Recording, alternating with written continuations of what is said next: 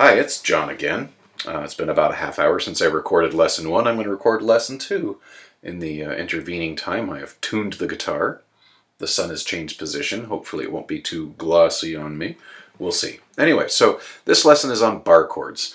For those of us that play left-handed upside down, that means we play right-handed guitars, but we play them left-handed. We don't restring them, therefore the strings are upside down. We need to have our own chord positions. So for bar chords, which are handy in just about any application you can think of, the theory behind it is that you're taking a chord position in its relation to the nut. So like, for example, root position bar chord is based off of this position, what I would call the E major chord position, right? And you're just pretending that your finger is the nut and you can move that up and down the neck anywhere you want and have a major chord. To know which major chord you're making, you just have to count up half steps from the nut. So like, let's say I want to make a C major. I go on my E string here, the lowest string, and I count up half steps. E, F, F sharp, G, A flat, A, B flat, B, C. So this is C. If I want to make a C major chord, that's where I put the bar. And so I go ahead and I put the bar there. I put my pinky finger 1 string up, 2 frets up. Ring finger, next string up, still 2 frets up from the bar. And middle finger, next string up, but only 1 fret up from the bar. So there's my C major. And if I move it down to G, then it's a G major. So the beauty of these is that you don't have any open strings. So that means if you want to play a chord, but you don't want to play every beat of the measure, you can, instead of depressing the strings, you can lift up on the strings and effectively mute them. So in a lot of styles of music, it's really beneficial to play bar chords because you can be... So you can accent things very easily. So that's your root position major chord bar chord. Now to do it a minor chord root position bar chord, it's exactly the same thing, but you just lift up that middle finger and you just have these two. So this would be C minor. So we could have...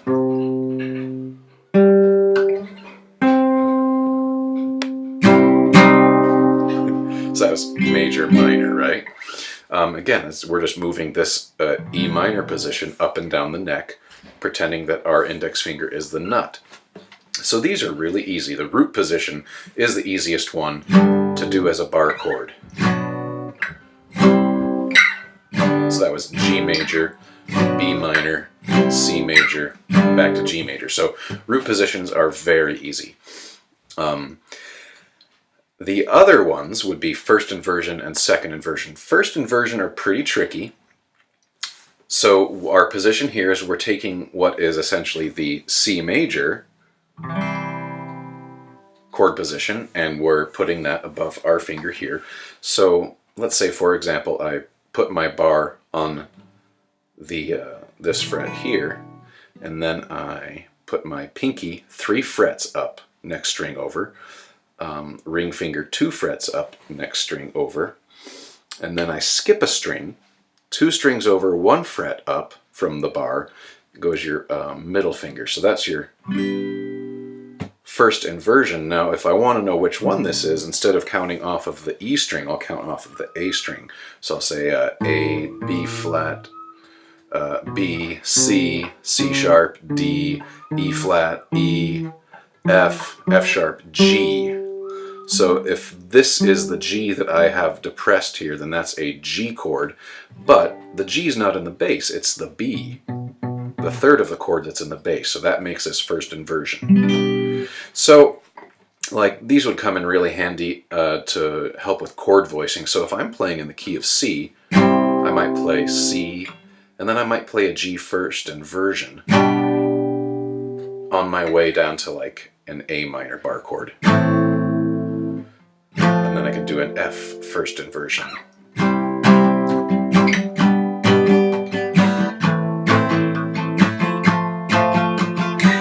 For that classic 1-5-6-4 progression.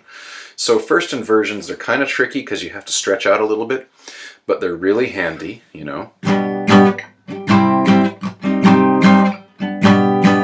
So that is what your first inversion bar chord looks like right there, fellow upside down left-handers. Now, second inversion can be easy or tricky depending on if you're playing major or minor. Second inversion minor chord is really easy. So let's say I just take my root position major chord, and I keep the bar in its place, and I move those fingers all up one string. So I'm going from there to there. Now that's going to be a minor bar chord. Now this time, again, I'm counting, instead of counting off the E string, I'm going to count off the A string to find out what to call this chord.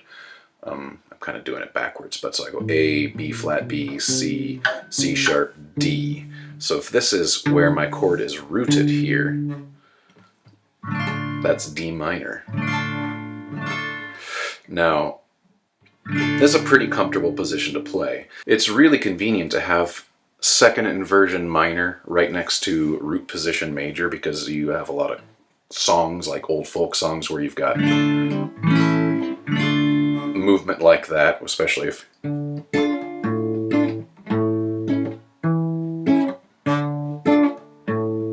things like that.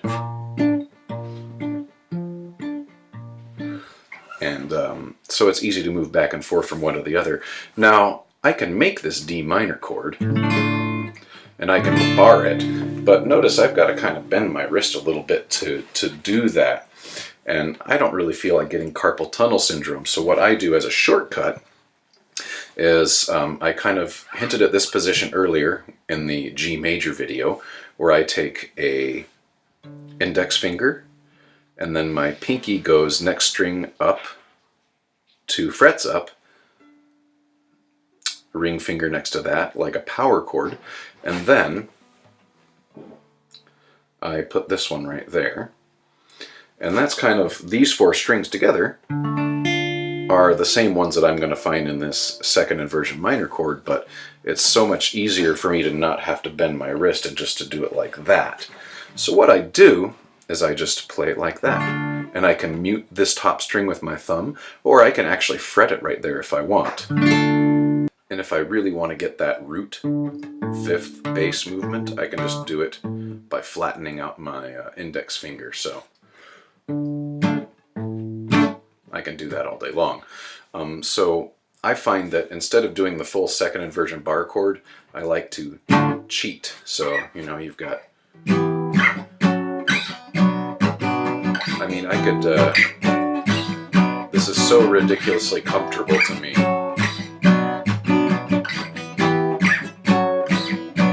And again, I'm using my thumb for fretting here. I've got 5 out of the 6 strings activated, so that's really handy. Now, second inversion major chords are not nearly as easy. So let's take that D minor I was doing.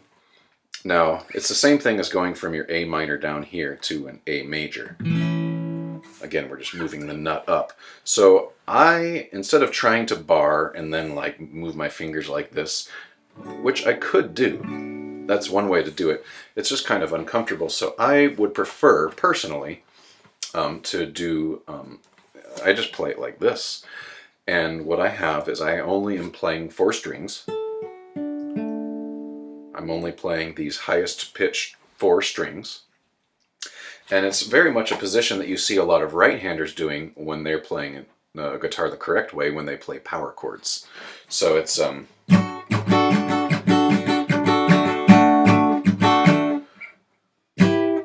you know,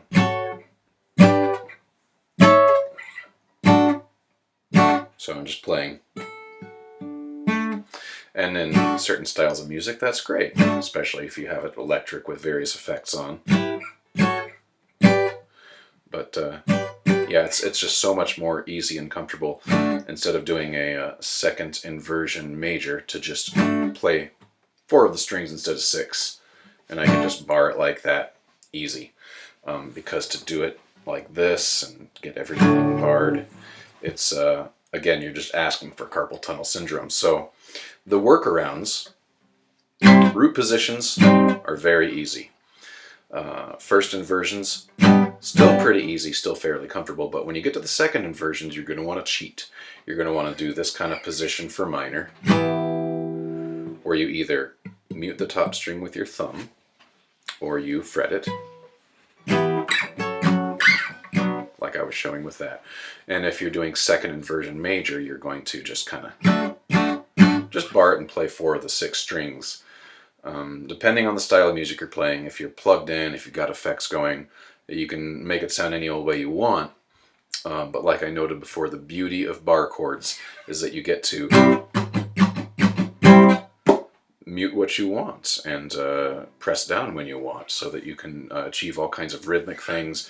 You can use different voicings to give yourself some chord melody here, depending on what you want to do. So bar chords can be your best friend.